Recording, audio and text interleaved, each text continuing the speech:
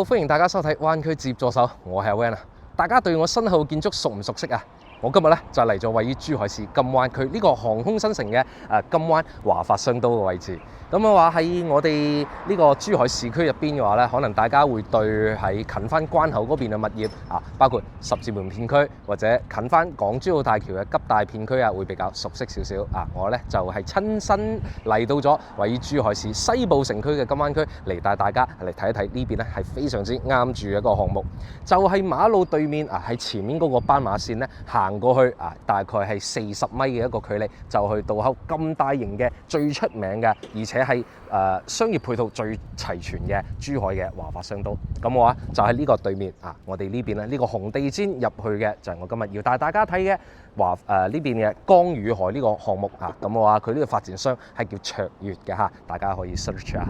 咁喺我哋呢邊嘅成個金灣嘅航空新城咧，配套啊包括市政呢方面都係打造得非常之乾淨嘅，因為係珠海市政府投入大量嘅人力、財力、物力去打造一個新區，包括喺我哋珠海市呢邊生活或者工作嘅人群咧，都會更加偏向於會選擇航空新城嘅呢個位置，就係因為呢邊嘅樓價會比市區更加有性價比，而且咧學區嘅配套都會更加好嘅。咁喺我哋呢邊嘅十字路口嘅對面係航空新城嘅天茂領航灣嘅屋苑，左手邊呢個咧係最新開嘅，都係珠海嘅有個細嘅滑雪場喺入邊嘅呢個無林酒店，就單單係呢個十字路口已經可以享受到商業配套、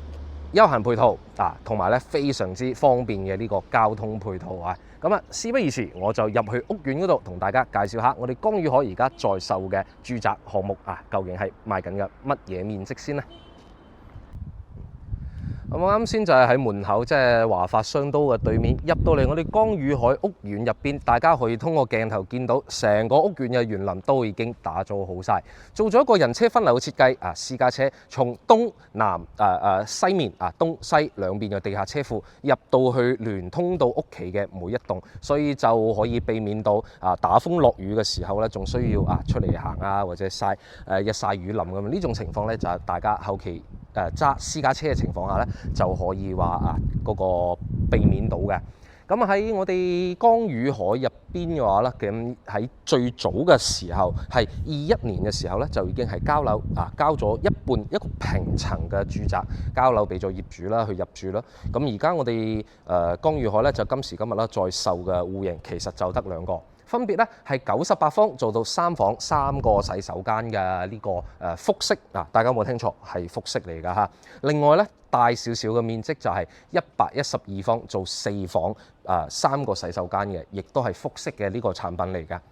咁大家咧聽到咧可能做到複式嘅話係會比較擔心，哎呀係咪之前人哋講嘅橫琴或者係關口嗰附近嘅嗰個公寓我哋叫 apartment 嗰種設計嘅呢個商業性質嘅公寓咧？並唔係，呢個實打實嘅，全部係70年產權嘅用地嘅住宅嘅產品嚟㗎啦。咁而家見到園林嘅一部分咧，都係我哋江宇海業主可以享受到嘅一個露天泳池嘅配套。天時熱大概要去到5月尾嘅時候就可以開放啦，俾業主去免費使用㗎嚇呢個但係咧我哋呢邊就冇做會所因為佢呢度用地咧就冇做會所㗎。後期想用到健身室嘅話，就需要去到華發商都入邊有健身房啦，或者係我哋江宇海嘅鄰里中心入邊咧，都會做呢個健身嘅呢個配置喺度。咁我而家行緊過去咧，就係江宇海嘅呢個7棟22樓嘅呢個高度，帶大家睇一睇實際嘅交樓標準同埋佢入邊嘅戶型設計格局先啦。咁樣我就從園林上到係呢個江宇海6棟嘅22樓嗰個高度嚟睇一睇呢邊實際嘅一個交樓標準喺度。咁大家可以通過鏡頭見到我身後呢一串嘅話咧，佢係因為全部都係板樓嘅設計，佢係做一層咧係2部啲6伙人家，就唔好聽到好似話6伙人家好似好多因為呢邊入邊嘅戶型咧全部係複式嘅。咁好似前面啦，最前面嗰個係112方，亦都係在售嘅最大嘅面積啦。然之後0、2、3、4。第5戶啊，呢4戶咧就係98方，稍為細翻少少嘅，就係通過呢個連廊啦嚇，大家都知道係一個坐北向南嘅設計，戶型大啲嘅咧就係做嘅係南北對流噶啦。咁我哋喺呢邊嘅北面睇嘅咧，都係我哋呢一片航空新城背後嘅呢個景觀啦。下邊啊樓層唔係太高，大概係4樓咁上下嘅高度，係江與海呢邊嘅呢個鄰里中心嚟㗎嚇。鄰里中心入邊嘅就包括啦街道辦嚇、政府部門、物業管理處同埋咧一個買餸嗰啲街市嚇。咁我哋先嚟睇一睇呢一個98方嘅一個戶型喺度做到咧係3個房，然之後係就又唔算話3個洗手間嘅，因為係喺入門嘅位置，佢呢度咧就係 set 咗一個洗手間嘅位並唔可以沖涼嘅，就係洗手啦，同埋一個馬桶嘅位係預咗門口嘅位置。咁嘅話咧，入門呢度咧亦都係有個飄窗位喺度，後期可以利用翻飄窗位置做翻鞋櫃或者衣櫥亦都可以喺呢一個位置坐低，我哋換鞋都係冇問題嘅。咁我哋呢個98方嘅戶型啦，成個1樓係做咗我哋嘅活動嘅區域，包括廚房、飯廳同埋客廳。咁好似呢一個咧，就係2019年時候嘅佈建嘅嚇，喺2023年嘅時候，成個江與海就已經落成好晒，就已經做咗呢種咧半開放式嘅廚房啦。大家入邊見到嘅啦，就係完全冇放任何嘅家私係一個實際嘅交流標準如果需要我哋做啲油煙食物比較大嘅情況下咧，就需要俾兩邊呢個3開嘅趟門合埋佢，就可以做翻個封閉式嘅廚房啦。大 U 字型嘅呢個操作台啦，入邊包括方太品牌嘅油煙機、爐頭同埋佢嘅消毒碗櫃全部都係交流嘅標準。其實我哋呢邊交流咧就係已經係有個呢個道台喺度啦，咁後期咧就亦都可以做到餐台嘅。但如果係住嘅人比較少，如果係一家3口嘅情況下咧，都可以用翻呢個道台咧喺呢度食飯，就可以令到我哋呢邊嘅客廳咧就會更加大嘅啦足足咧係有5米嘅一個開間嘅大客廳。如果需要做翻餐台飯廳喺呢邊去做放翻張餐台喺度，另外一邊咧就係放嗰個我哋嘅梳化啦做客廳去使用嘅，亦都帶一個露台，但係就唔係我哋話橫廳戶型嘅長露台。向南嘅呢個朝向，我哋望翻咧就係金湖公園包括面前嘅呢個小學都已經係開咗學嘅天茂小學嚟嘅，所以我哋江與海呢個咧係學區房。雖然話各位朋友你哋唔一定要享受呢個學區，但係咧有學區嘅呢個配套係會對我哋後期甩手啦，或者係出手嘅時候係會有好大一個增值嘅空間喺度嘅啦。咁我哋呢個98方嘅戶型得房咧係超過100% 嘅就實際，因為我哋買98方嘛，肯定會有公攤嘅面積喺度，但係佢係做呢個複式1樓3米嘅一個高度。咁呢邊咧係做咗個樓梯上去我哋樓上嘅呢個休息區喺度。咁我哋喺1樓呢度嘅客廳飯廳加埋廚房仲有一個咧洗手間咧，個面積就加埋係可以去到65個方嘅一個可使用面積㗎啦。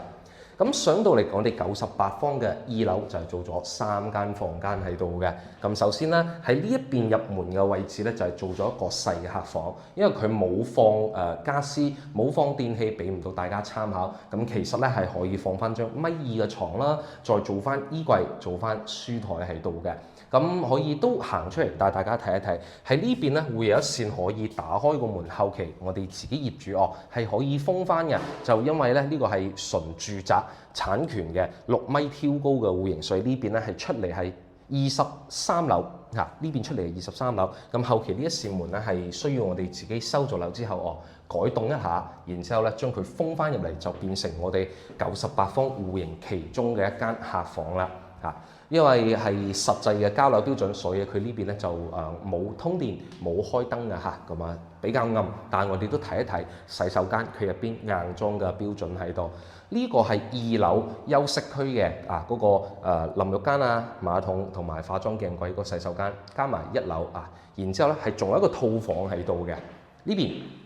入到嚟呢度咧就係我哋主人間嘅套房啦，飄窗嘅面積係贈送嘅嚇。雖然話喺19年嘅時候咧就唔係新規打造，但係贈送嘅面積係比較多嘅。後期張床咧放翻張米半床係完全冇問題，都可以做到三邊落地。咁另外一邊嘅話咧就係我哋洗手間嗰個套間啦，包括乾濕分離嘅淋浴間啊、馬桶啊、眼見嘅硬裝部分嚇都係交樓嘅標準，就係因為佢開唔到燈客。咁講真嗰句，因為而家係冇放家私嘅狀態下，我自己入到嚟每一間客房都覺得咧唔係話十分之闊綽，所以後期喺呢一間房間，我哋就要利用翻飄窗嗱，呢個係60公分嘅60公分嘅飄窗，做翻張米半嘅床。另外咧，仲有一個位置喺度，佢係預留好咗啦，係做翻一 set 到頂嘅衣櫃喺度嘅。咁我哋呢個98方嘅戶型，實際嘅得房率咧係100方，即係樓上樓下加埋一齊100個平方，超過100%嘅得房率喺度。咁我哋就而家見到嘅實際交樓啦，咁佢係確實係住宅嘅產權嚟㗎。首期咧最低係15% 就可以攞低呢個精裝嘅住宅單位。咁我哋而家係呢個98方112方，面積大少少嘅，就喺隔離，我哋睇埋佢先。就幫住我哋98方入到嚟呢邊啦嚇，2翼嘅係做112方係做一個4房嘅單位。佢係點樣做嘅咧？我哋入埋嚟睇一睇啊！佢1樓呢邊啦，都係一樣係做一個活動嘅空間喺度。咁112方啦，個實際得房咧係去到120方咁多嘅。同樣都係呢種半開放式廚房嘅位置設計，大家係一模一樣啦。預留咗一個雙門冰箱嘅位置直接放喺我哋廚房入邊，將兩扇玻璃趟門打開，我哋實際成個客廳嘅活動空間足足咧都可以去到50個方嘅。咁我哋呢個112方嘅戶型咧，就係做到一個長嘅露台出翻嚟咧，亦都係一個挨近5米半嘅一個長嘅露台。後期咧晾衫包括咧亦都可以做翻個風窗嘅設計，可以令到我哋嘅客廳會更加大嘅。同樣都係向南嘅一個朝向喺度。咁我哋呢一個戶型啦，就傍住客廳係南向啦，咁北向嗰度咧係做咗我哋一個嘅洗手間、房間，同埋我哋樓梯上2樓嘅位置。呢邊嘅採光啦，我自己覺得咧就會好好多。佢112方咧，1樓嘅洗手間就完全做咗一個陶瓷嘅一個設計嚟㗎嚇，好似呢個乾濕分離嘅淋浴間、馬桶個轉身個空間並唔會好似啱先98方嘅咁窄，所以我都建議大家咧係選擇翻呢個112方咧，去做到4房嘅單位。咁喺呢個樓梯呢一邊咧係交樓嘅標準嚟嘅啦，下邊做咗一啲儲物嘅功能嘅一個空間，可以簡單咁睇一睇，就唔會有浪費個空間喺度啊嘛。咁我哋112方喺1樓啦，做咗一個客房啦飄窗台，然之後喺房間入邊鋪好咗木地板，油好咗白色嘅乳膠漆牆面。不過房間入邊係唔配空調嘅，後期各位朋友你哋就需要自己去配翻㗎啦。點解我哋呢個112方咧覺得好似入到嚟咧採光好好多？就係因為喺北面嘅呢個樓梯上下6米嘅挑高，都開咗2扇明窗，可以做到好好嘅通風嘅呢個效果喺度。睇一睇2樓休息區嘅就做咗3個房間，2個標準嘅洗手間所以呢個戶型嘅話咧係4房3個洗手間嘅。我哋向北嘅呢邊嘅